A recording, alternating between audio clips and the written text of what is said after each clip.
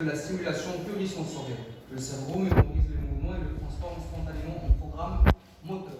En effet, imaginer un mouvement précis du corps suffit à activer les zones du cerveau que ce mouvement mobilise en temps normal lorsque nous l'effectuons.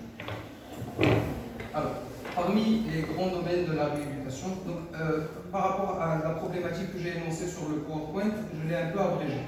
J'ai mentionné le fait que l'OMS, dans la problématique imprimée, j'ai mentionné le fait que l'OMS avait dernièrement organisé un congrès qui a rassemblé plus de 46 pays pour justement souligner l'importance de la rééducation fonctionnelle pour le bien-être mondial et l'importance de son amélioration, que ce soit d'un point de vue technique ou matériel ou des formateurs.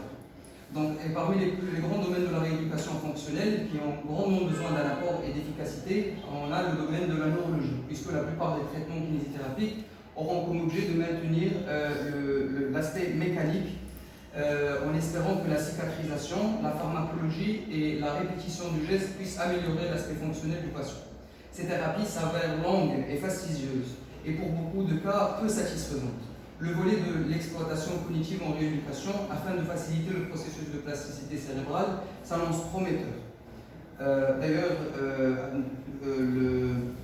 ces exploitations ne se limitent pas à ce procédé. Bien des procédés et bien des professionnels de la santé s'y attardent. Les psychomotriciens, les hypnothérapeutes, notamment par le biais de l'hypnose ericksonienne, s'abandonnent à ce processus cognitif pour retrouver le mouvement. Exploite déjà ces pistes. Donc, Alian a développé un procédé destiné aux patients atteints de troubles de la neuromotricité en faisant travailler le cerveau avec des sons de basse fréquence et une forme spécifique d'imagerie mentale. Le procédé permet de retrouver de meilleurs mouvements, l'amélioration est rapide et durable.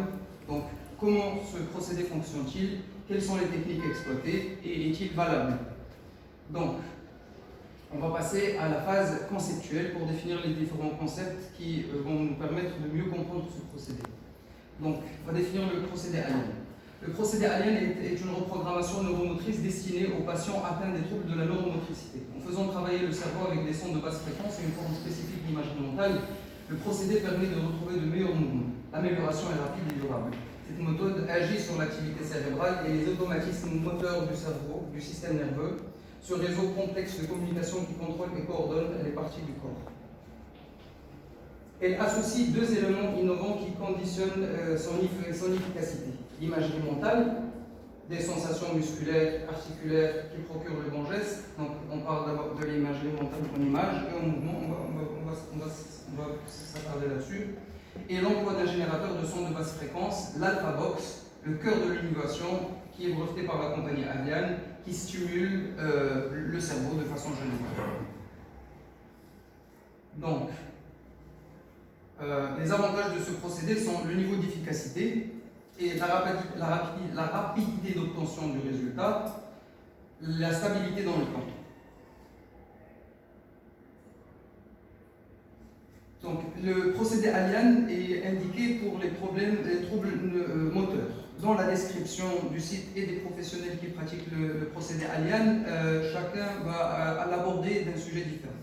C'est principalement un procédé destiné aux troubles neuromoteurs, mais il peut aussi s'appliquer à la capsule de l'épaule, aux tendinopathies, aux problèmes du rachis, tels que les lombalgies, les corrections posturales, et on peut l'utiliser aussi pour les scolioses, la sédentarisation, la sidération du quadriceps et du flexum, les troubles de la marche, l'atteinte de motricité post-traumatique, post-chirurgicale. Donc, bref, pour dire, le procédé Alian s'attarde sur tout problème de motricité qui a un lien avec la posture du patient. Donc, le premier concept que nous allons définir est celui de la plasticité cérébrale. Donc, la plasticité cérébrale se définit comme étant la capacité du cerveau à changer sa structure et son fonctionnement sous l'effet des expériences et de l'environnement. La plasticité cérébrale inclut des mécanismes cellulaires, moléculaires, synaptiques, comme la formation de nouveaux synapses, la modification de vitesse transmise synaptique et bien l'introduction de neurogenèse. Sur le schéma, nous contemplons un avant et un après plasticité cérébrale. Dans ce cas précis, on parle d'une plasticité neuronale, qui est celle qui permet aux neurones de créer de nouvelles connexions, comme nous pouvons le remarquer sur le schéma. Il y a d'autres formes de plasticité cérébrale, comme la plasticité synaptique, qui permet aux neurones de créer de nouvelles connexions des synapses, ou de réactiver des connexions synaptiques qui sont inhibées. On parle aussi de la neurogenèse, qui est la capacité du cerveau à créer de nouvelles cellules. Et dernièrement, dans le monde scientifique, nous avons découvert que le cerveau était capable de créer des neurones tout au long de la vie, et il suffit de le stimuler suffisamment. Donc, la plasticité cérébrale en kinésithérapie, le protocole de la rééducation ainsi que l'apprentissage ont permis de mettre en évidence des modifications dans la densité de certaines zones et de substances grises de patients atteints de d'atteinte neurologique corrélées à des améliorations cliniques.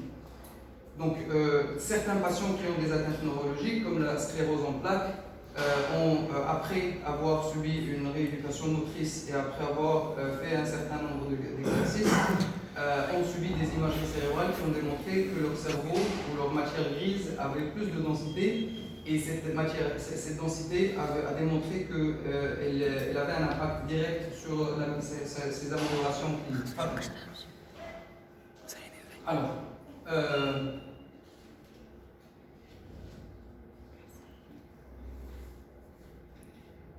ensuite, nous allons aborder le sujet des ondes cérébrales. Donc, le rythme cérébral, grâce à l'électroencéphalogramme, nous avons réussi à mesurer l'activité cérébrale dans le cerveau. Le cerveau a suffisamment d'activité cérébrale pour allumer une ampoule. C'est principalement une activité très électrique. Grâce aux électroencéphalogrammes, nous avons pu désigner différentes ondes cérébrales, et chacune de ces ondes était corrélée avec un état psychique ou un état comme l'éveil, le sommeil léger, le sommeil lent ou le coma. Chacun de ces états représente une tracée de caractère. On parle du rythme bêta. Il s'agit d'un rythme de haute fréquence, comprise habituellement de 12 à 13 Hz, mais pouvant en atteindre les 60. Les ondes bêta apparaissent en période d'éveil actif, de concentration ou d'état émotionnel exagéré, comme de l'anxiété et de l'agitation. Sur le graphique, nous pouvons visualiser l'activité électrique du cerveau pendant les ondes bêta. Donc les rythmes gamma, les ondes gamma ont une fréquence particulièrement élevée, de l'ordre de 30 jusqu'à 120 Hz. Bien que les oscillations maintiennent généralement en dessous de 40 à 45 Hz, les ondes gamma se rencontrent pourtant dans des états qualifiés de conscience active, comme le traitement cognitif attentif, par exemple la concentration sur un problème, ou la perception attentive, par exemple analyse ou reconnaissance d'une odeur. Les rythmes alpha, de fréquence comprise entre 8 et 13 Hz, le rythme alpha correspond à un état d'éveil diffuse. Les yeux clos, au repos, le brusque passage de ces états à une activité intellectuelle ou à un réveil rapide est appelé un blocage alpha.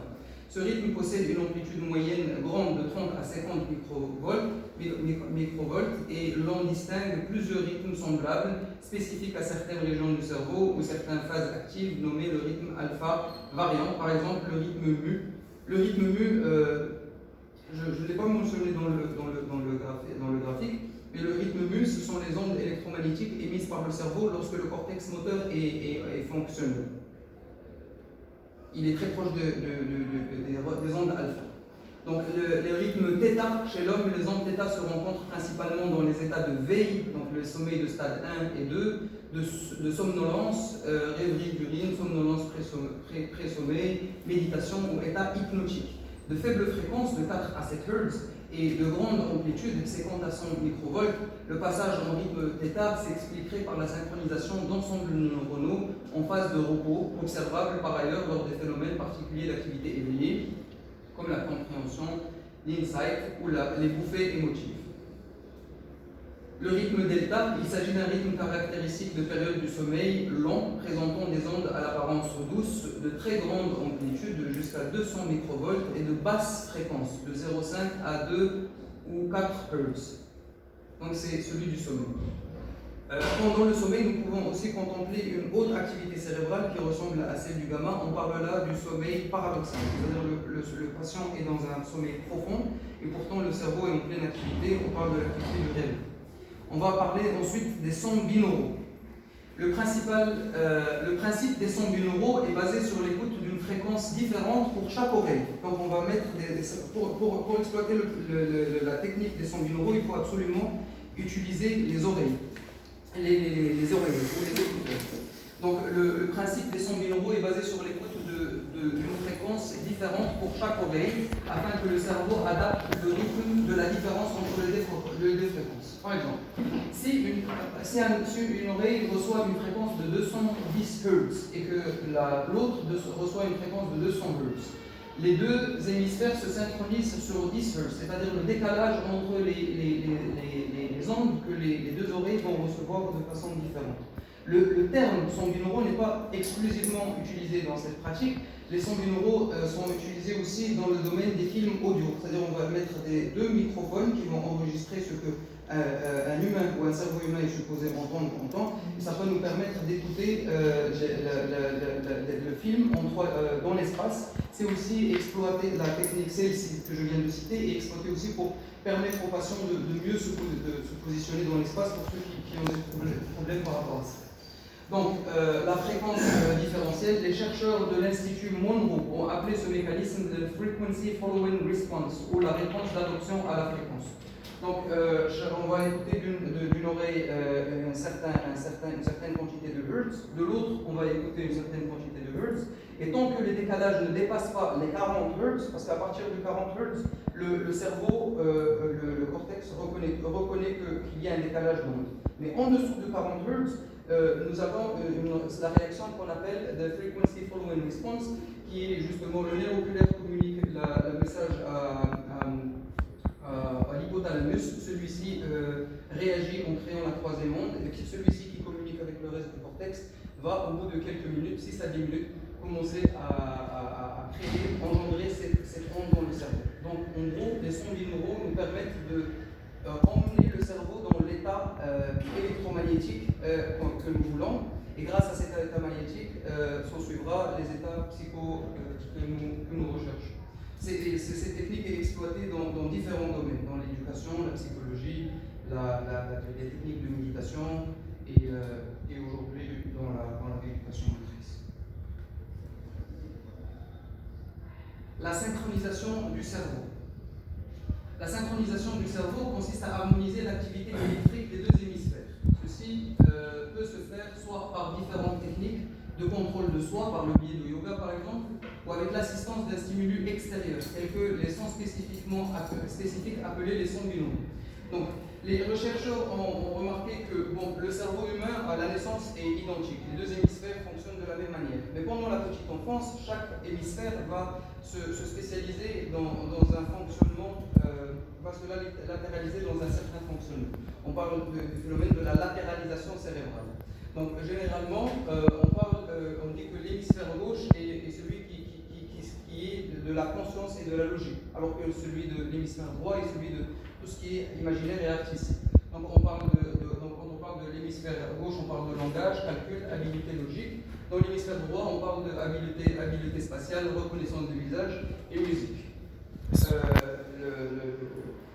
qui a souligné par rapport à ça, c'est que dernièrement, grâce à l'imagerie cérébrale, on s'est rendu compte que les deux hémisphères du cerveau intervenaient, que ce soit au niveau artistique ou que ce soit au niveau logique. Donc, le phénomène de la synchronisation cérébrale, c'est justement la réaction du cerveau aux sons binauraux. Étant donné qu'il a deux stimulus externes qui sont en décalage, en réaction à ce stimulus, le cerveau va tendre à synchroniser les deux hémisphères. Sur les imageries, nous pouvons constater le fonctionnement des deux hémisphères avant les sons binauraux. Et ici, nous voyons après synchronisation cérébrale. Aussi, ceci est une imagerie d'un cerveau humain en temps normal. Et après 15 minutes d'exposition aux sons binauraux ou dans quelconque process de synchronisation cérébrale, le cerveau va ressembler à ça. Après 25 minutes, le cerveau va ressembler à ça. Et ce qu'il y a à distinguer, c'est que l'activité est particulièrement concentrée au niveau du cortex moteur et sensitif.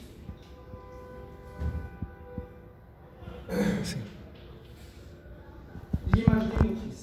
Alors, l'imagerie motrice ou imagerie de reproduction est le fait d'imaginer un mouvement ou un geste technique sans manifestation physique observable.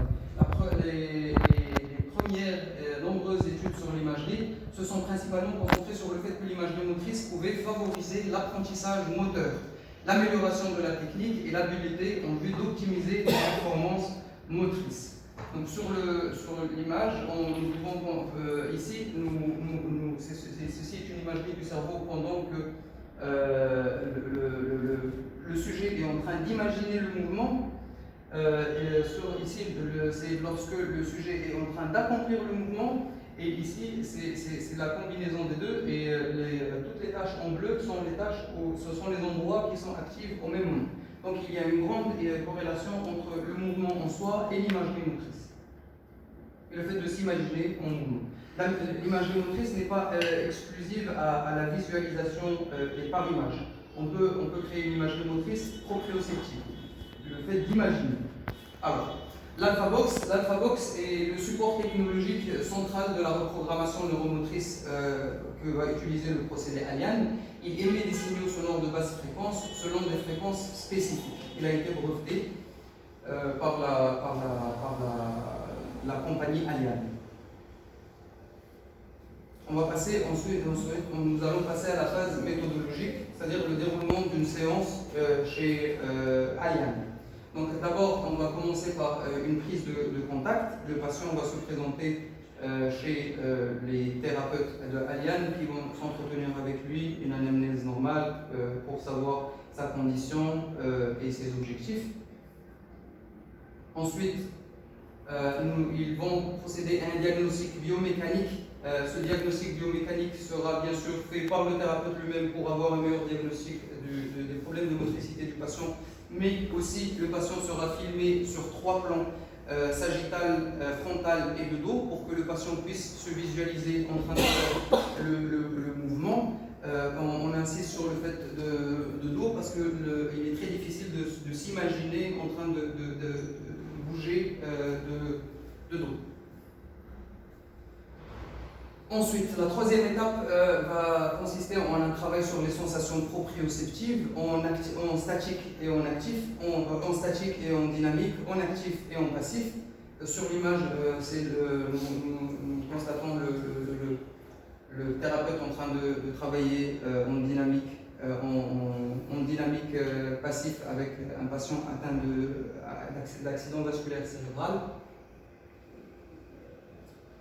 Ensuite, nous allons passer au relâchement. Donc, le patient est confortablement installé sur un lit et on va lui mettre les 2 paires d'écouteurs qui vont lui permettre de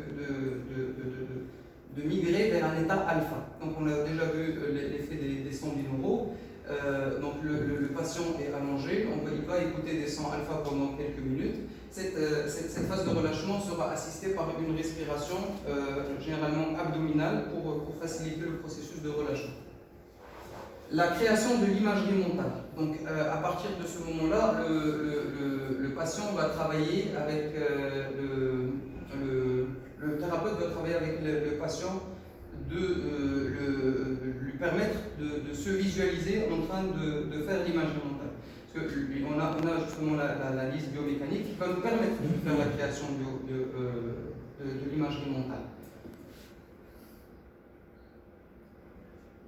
Ensuite, une fois le patient aura fait une imagerie mentale de son état pathologique et de son état traité, c'est-à-dire une fois il aura bien conceptualisé le bon geste, on va passer à l'étape 6, qui est la phase d'effacement et de reproduction. Pendant cette phase, le patient va être projeté dans un état θ. C'est un état de pré-hypnose. Donc le patient va être en hypovigilance. Pendant cet état de hypovigilance, le thérapeute va lui demander d'abord de bien concevoir le mouvement en état pathologique ou le mouvement en défaut. Et cette conception sera en même temps assistée par un son associé, qui sera le son associé à la mauvaise posture. Ensuite, le thérapeute va travailler la bonne posture, le bon mouvement, qui sera aussi accompagné d'un son associé à la bonne posture. Et puis la magie va s'opérer grâce à ce procédé d'effacement et de réimagination. Le patient va pouvoir exécuter le geste physiquement. À ce moment-là, pendant la phase, la 7e étape, le patient n'est pas encore en état d'éveil, mais il est capable d'accomplir le geste et d'avoir un certain feedback en vis-à-vis. Donc sur l'image, c'est un patient toujours en état d'hypovigilance en train d'accomplir le mouvement. On remarque que le thérapeute pour qu'il puisse lui montrer des vidéos comparatives à la fin. Et là, on va passer à la phase de fixation, c'est-à-dire une fois on va s'assurer que le patient est capable de faire le geste correctement, le patient va être exposé à des ondes gamma, qui sont les ondes de la concentration et de l'éveil, pendant lesquelles il va retrouver son état de conscience habituel et qui va lui permettre de retrouver le mouvement. Et la dernière étape sera celle de l'évaluation et du debriefing, pendant laquelle le patient va donner ses impressions, ses avis et ses objectifs par rapport à la phase, à toute cette séance. Les séances durent à peu près de 30 minutes à 2 heures. Généralement, une seule séance suffit pour corriger un mouvement. Le maximum de séances qu'un patient a suivi pour pouvoir corriger un mouvement était celui de 5. Tout le monde est capable de suivre ces thérapies tant qu'il est capable d'être réceptif au thérapeute et de pouvoir interagir avec lui. Donc un état cognitif assez simple est idéal pour pouvoir bénéficier de la thérapie et du procédé alien. Qu'en est-il du procédé alien? On va passer à la phase empirique. Donc, les plus par rapport au procédé Alian, c'est que Alian revendique 92% de succès sur plusieurs centaines de patients traités. Alian a remporté en 2019 le coup de cœur du jury au Trophée de la Santé. Des centaines de démonstrations en vidéo peuvent être retrouvées en ligne. Plusieurs patients traités. On retrouve aussi des dizaines de témoignages satisfaisants. Et beaucoup de médias en parlent, France Culture, France 2, Science et Avenir, et bien d'autres. Les hic. Alors, une seule étude a pour l'instant été faite au laboratoire interuniversitaire de biologie et motricité rattaché à plusieurs universités du Rhône-Alpes en partenariat avec Aldean, sur des footballeurs et sur des handballeurs sains. L'objectif était de tester l'efficacité de la technique pour renforcer le mouvement de leurs jambes ou bras le plus faible par rapport au nombre dominant. Les résultats étaient positifs, mais pas suffisamment significatifs. D'après le professeur Christian Collet, qui est directeur de cet institut, soit la méthode n'était pas efficace dans le domaine d'application, soit la progression était insuffisante pour qu'elle soit significative. Pour autant, le docteur Duré est convaincu que la combinaison de deux techniques, la première rendant le cerveau plus réceptif à la seconde qui est justement l'imagerie cérébrale, et l'avenir de la rééducation fonctionnelle, mais en ce qui concerne la méthode Alian, il reste néanmoins sceptique. En conclusion, le domaine des sciences est en train de connaître des changements épistémologiques. Les neurosciences, les intelligences intuitives, les imageries cérébrales sont en train de connaître des changements fondamentaux qui sont en train d'influencer le reste des domaines, incluant celle de la rééducation motrice. Le procédé Alian reste très prometteur. L'exploitation des sons binauraux en rééducation est très prometteur. L'avenir de la rééducation motrice en neurologie est dans le rapport cognitivo-moteur. et les patients atteints de troubles neurologiques ont raison de garder espoir par rapport à tous ces procédés. Je vous remercie pour votre attention. Merci.